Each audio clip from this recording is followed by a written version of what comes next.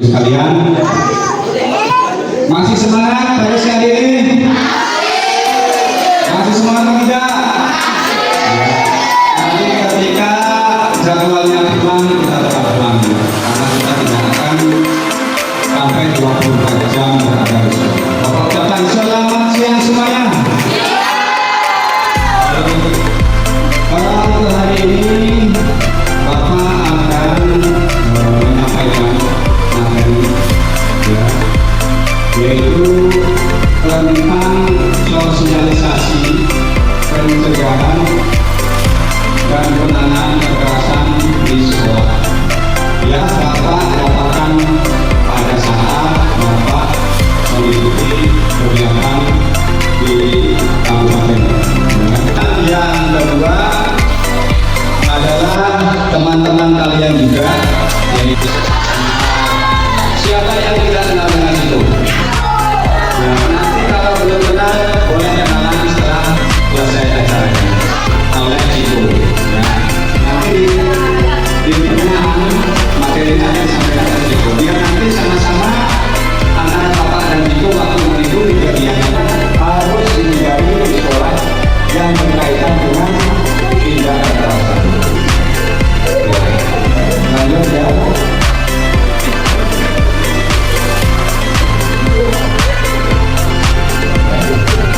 Oke, sekarang kita masuk di tahap pertama, yaitu coba kita tes dulu. Seberapa stres? Anda ketika kondisi stres seseorang itu ngerti nggak? Tidak akan ngerti. Yang mengetahui kondisi stres itu adalah orang yang melihat orang lain. Kalau diri kita sendiri tidak akan bisa mengukur sampai di mana kita berada. Jadi stres itu bisa disebabkan dari beberapa hal, ya, yang berkaitan dengan masalah-masalah atau problem yang terjadi pada diri kita. Baik itu ketika kita berada di luar sekolah, baik itu kita berada di luar rumah ataupun di lingkungan masyarakat. Sebagai salah satu contohnya, stres yang terjadi di lingkungan sekolah, ya. Ketika kalian sudah belajar, kemudian diadakan asesmen, ya, kalian mengikuti asesmen. Di situ terlihat, ya, tingkat kesetresan kalian. Ada yang berat dalam kepala, ya, ada yang tidur. Jadi jangan dilihat membalikkan kepala di meja itu salah satu yang berat. Jadi tingkat kesetresan itu dari 0 sampai 100%. Ya. Coba sekarang siapa yang tidak pernah mengalami stres dalam hidupnya? Berarti kalau tidak pernah mengalami tingkat kesetresan, berarti kalian tidak memiliki mental. Ya. Karena orang yang punya mental itu sudah pasti punya tingkat kesetresan. Dari 10 pernyataan tentang situasi dalam kehidupan sehari-hari. Ya, jadi tugas dari kalian adalah memberikan nilai pada pernyataan dengan 5 pilihan jawaban. Jadi yang pertama adalah tidak ada atau tidak pernah, berarti tidak tahu. Kalau nol apa? Berarti banyak yang berisiko tinggi. Ya. Kemudian hampir tidak pernah, 1. Maka nilainya 1. Kemudian kadang-kadang stres, berarti nilainya 2. Kemudian cukup sering stresnya, nilainya berapa? 3. Terlalu sering stres, nilainya 4. Berarti tinggi. Berarti tinggi mana? Tinggi terlalu stres. Ya, cukup katakan nilai pada masing-masing nomor pendataan sesuai dengan situasi yang kalian rasakan. Jadi seperti ini. Coba dari yang pertama, yang tidak pernah stres, angkat tangan. Selanjutnya, yang hampir tidak pernah stres, angkat tangan. 2 orang. Yang stresnya kadang-kadang jangan stres. Yang cukup sering stres, yang cukup sering. Sekarang yang terakhir, yang terlalu sering stres. Coba sekarang Bapak tanya satu orang saja, Bapak tunjuk ya. Yang terlalu sering stres ya, angkat tangan coba satu orang. Angkat tangan coba nih. Yang cukup sering, yang cukup sering stres. Ayo ada. Yang kadang-kadang stres ya. Coba stresnya kenapa? Karena pelajaran ya. Jangan dikira kalian belajar itu tidak mengalami stres. Setiap siswa yang mengalami belajar ya, yang belajar kemudian mengalami kesulitan dalam mengetahui atau mengerti pelajaran itu, dalam memahami pelajaran itu, tentunya akan mengalami stres. Sekarang, bagi contohnya, satu orang ini dalam menerima pelajaran dia cepat mengerti. Satu orang dalam menerima pelajaran lambat, tolali. Jadi dia lebih tinggi tingkat kecerdasannya, yang lambat atau yang cepat dalam menerima pelajaran. Tentunya yang lambat. Next lagi.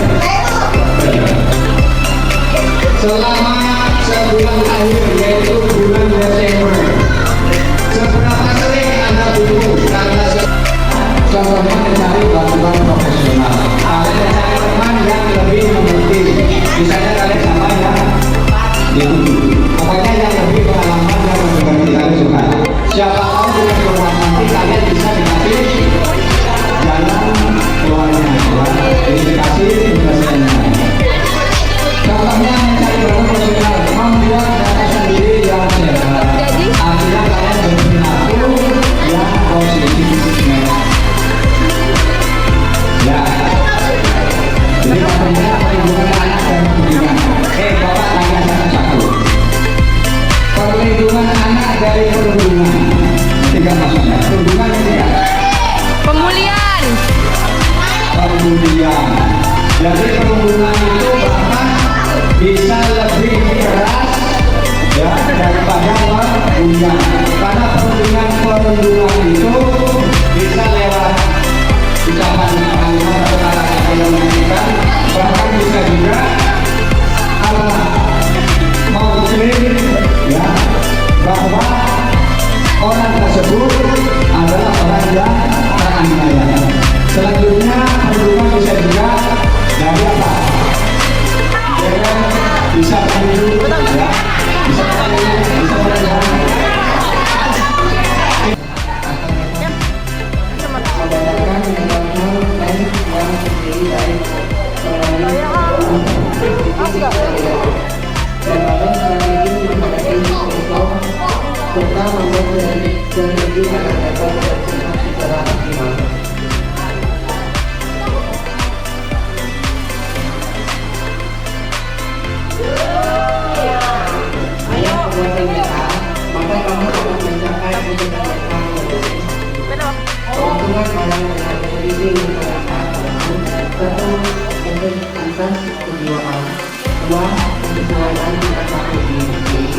Tiga, karena kerjaan.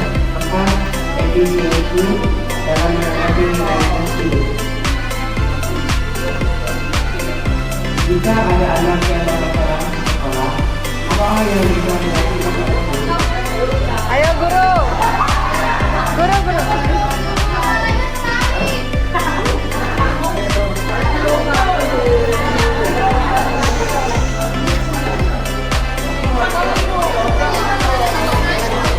Jika ada anak yang bermasalah di sekolah, apa yang bisa dilakukan? Udah pulang kemana nih?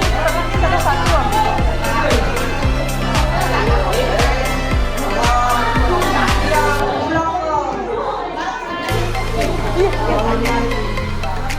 Apa? Saya berharap gitu. Oh, saya aku jawab. Video ini rekam. Oh, saya aku jawab. Video ini rekam. Saya berharap untuk guru-guru yang di sekolah akan menindaklanjuti masalah dan memberi dukungan kepada murid yang sudah melakukan perubahan tersebut.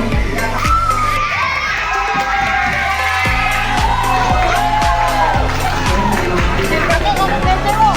Guru hal-hal yang perlu diperhatikan oleh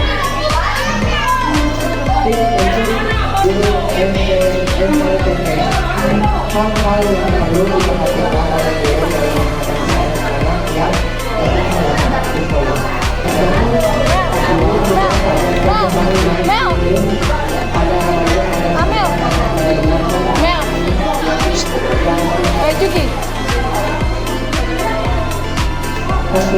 Kita seperti namanya yang dapat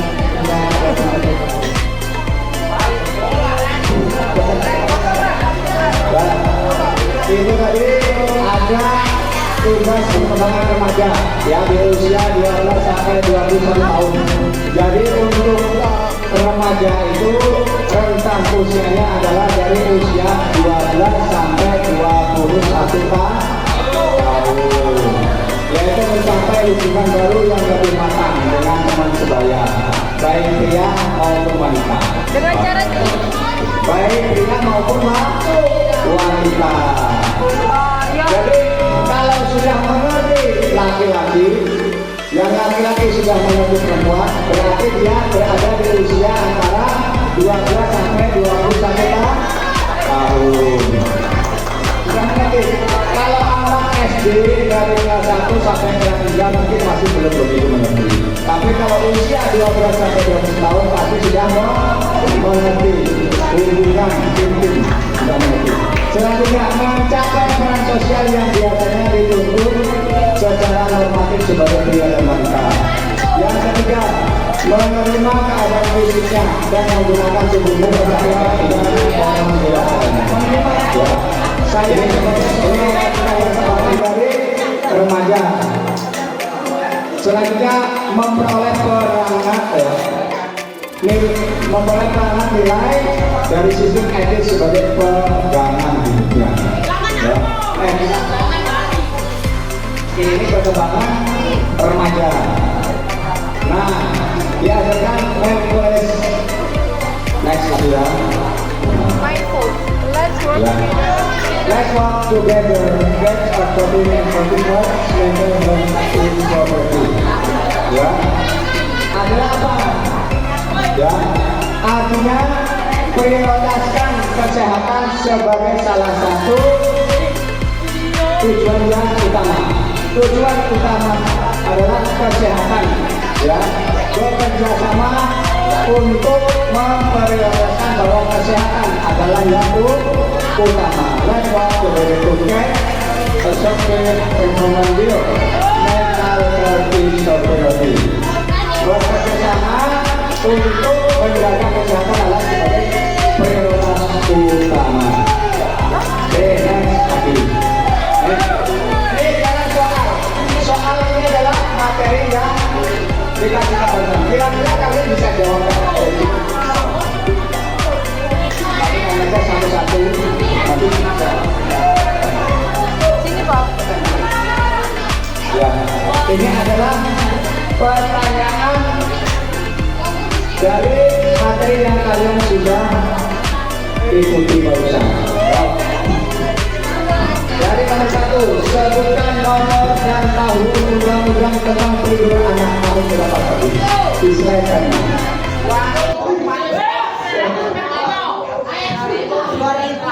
Jawabannya